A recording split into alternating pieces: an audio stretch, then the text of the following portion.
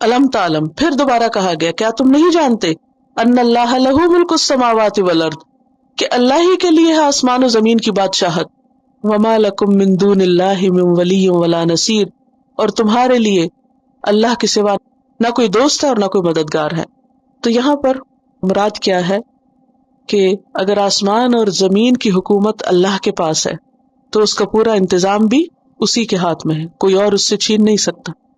جب آسمان و زمین کا انتظام اس کے پاس ہے تو پھر اسی کا حق ہے کہ وہ جیسے چاہے ہمیں حکم دے۔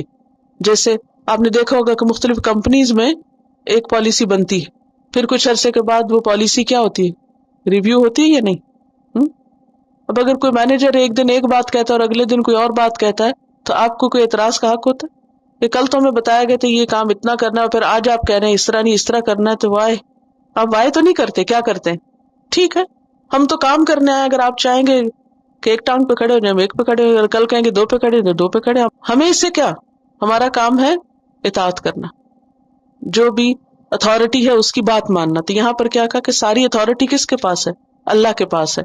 آسمان اور زمین کی ساری کنگڈم، ڈومینین، ملک، حکومت، بادشاہت اللہ کے ہاتھ میں ہے، اور وہ جو چاہے حکم دے، اور اللہ کے سوا نہ تمہارا کوئی دوست اور نہ کوئی مددگار، کہ اگر تم ان باتوں میں پڑھ کے اس کا حکم نہیں مانو گے تو کہاں جاؤ گے؟ کون تمہیں بچائے گا؟ کون تمہاری مدد کرے گا؟ لہٰذا ایسے شکوک و شبہات کا شکار نہ ہو، بلکہ اس کے برعکس جو کہا جا رہا ہے اس کو مان لو۔